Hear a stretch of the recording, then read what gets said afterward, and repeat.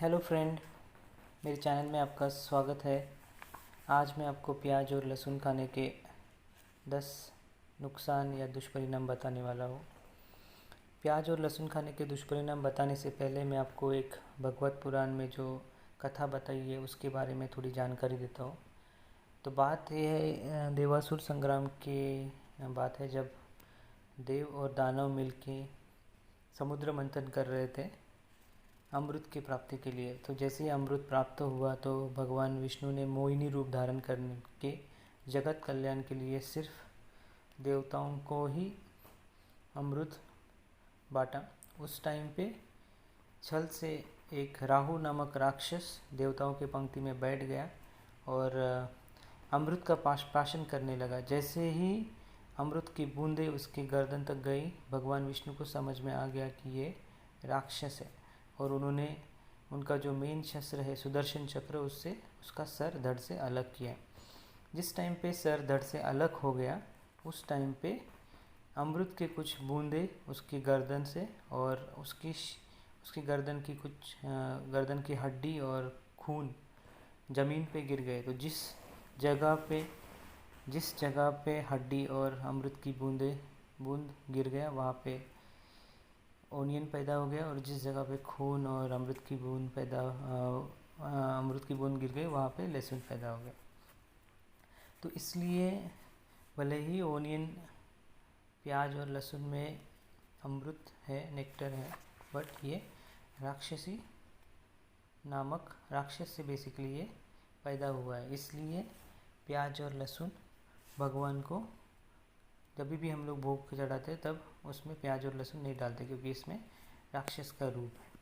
तो जब आप प्याज लहसुन खाते हैं तो ऐसे बोल सकते हो आप कि ऐसा बोल सकते हो कि राक्षस के गुण आपके अंदर आ सकते हैं। तो ये सबसे पहला दुष्परिणाम है और नुकसान है, जो कि अकॉर्डिंग टू हिंदू माइथोलॉजी है। और दूसरा दुष्परिणाम जो है कि ये बहुत सारे जो स्टडीज़ करते हैं, साइंटिफिक स्टडीज़ करते हैं या जो प्रयोग करते हैं, शास्त्रीय प्रयोग करते हैं, उसमें ये समझ में आया है कि जो व्यक्ति प्याज और लहसुन खाते हैं उनका जो ध्यान है वो इधर उधर भटकते रहता है। उनका जो ध्यान है, उनके उद्देश्य, अगर आपके जीवन में कुछ उद्देश्य है तो प्याज लहसुन अगर आप खाते हो तो वो आपका ध्यान भटका सकता है। तो अगर आपके जीवन में कोई स्ट्रांग उद्देश्य है या गोल है तो प्लीज़ आप प्याज लहसुन मत खाया करो। तीसरा जो है ख़ास करके बच्चों के लिए ये है कि जब आप बच्चों को प्याज लहसुन देते हैं तो उनका जो ध्यान है या अटेंशन डिसऑर्डर उनमें हो सकता है। उनमें जो कोई भी चीज़ सॉल्व करने की जो क्षमता है वो थोड़ी कम होती है, अटेंशन डिसऑर्डर हो सकता है।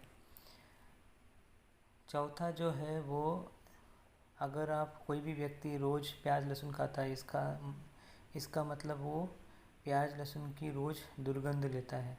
तो वो जो प्याज लहसुन की जो आप गंध लेते हो वो उसके जो एक डीडीटी करके पेस्टिसाइड है उसके समान ही होती है।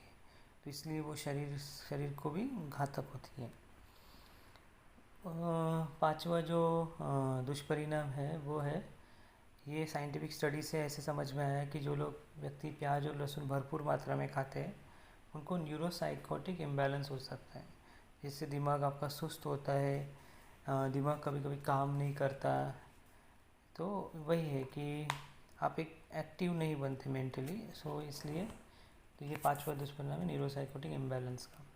छठवा जो दुष्परिणाम या नुकसान है, अगर आप घर जब भी प्याज लेके आते हो तो भरपूर मात्रा में लेके आते हो, आप उसको खुले में रखते हो, तो जब भी आप प्याज खुले में रखते हो तो उस पर बहुत सारे विषाणु और जो जीवाणु है वो बैठ जाते हैं, क्योंकि उसका जो गंध है वो बहुत ही स्ट्रांग होता है, वो उनको आकर्षित करता है।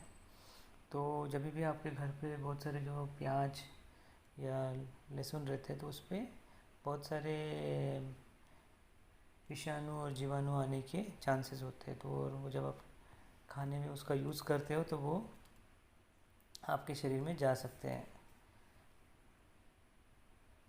सातवां जो दुष्परिणाम है प्याज खाने का वो है कि वो आपके शरीर में काम वासना पैदा करता है। तो अगर आपको काम वासना से दूर रहना है तो प्याज लहसुन नहीं खाया करें। आठवां जो है वो जब भी आप प्याज लहसुन सब्जी में डालते हैं तो उनका जो गंध है वो बहुत ही स्ट्रांग होता है। ये दो बड़े बॉस होते हैं, तो इनको अगर आप सब्जी में यूज़ करते हो तो बाकी जो भी सब्जियां हैं उनका गंध पूरा नष्ट हो जाता है, उनका गंध आपको मिलता ही नहीं है। तो उनका जो प्राकृतिक गंध है वो अगर आपको उसका अगर आपको आनंद लेना है तो कृपया आप सब्जी में प्याज और लहसुन मत डालिए। जो प्राकृतिक कोई भी सब्जी का गंध है वो आपको मिल जाएगा उसमें। और सबसे लास्ट जो दुष्परिणाम है वो बेसिकली प्याज और लहसुन तामसिक गुण के होते हैं। तो अगर आप वो खाते हैं तो तामसिक गुण आपके अंदर बस जाते हैं। और जैसे कि हम लोग ने देखा कि जब व्यक्ति सुस्त हो जाता है और उसका जो रिस्पॉन्स टाइम है वो कम हो जाता है, तो अगर आपके जीवन में आपको कुंडलिनी शक्ति जागरूक करना है, जो आपके शरीर में 7 चक्र है उनको अगर जागरूक करना है तो आप प्याज और लहसुन मत खाया कीजिए या कम खाया कीजिए, मंथली या 2 महीने में एक बार खाया कीजिए। तो ये दोस्तों प्याज और लहसुन के दुष्परिणाम है। अगर आपको वीडियो मेरा अच्छा लगा तो प्लीज़ आप शेयर किया कीजिए। और मेरे चैनल में बाकी सारे वीडियोस भी है जिसमें मैंने बताया है कि आप कुंडलिनी शक्ति कैसे जागरूक कर सकते हैं, आप अपने शरीर में जो 7 चक्र है उनको आप कैसे समतोल या जागरूक कर सकते हैं। तो वो प्लीज़ ज़रूर देख लेना। आपका कल्याण हो, भगवान आपका भला करे। धन्यवाद।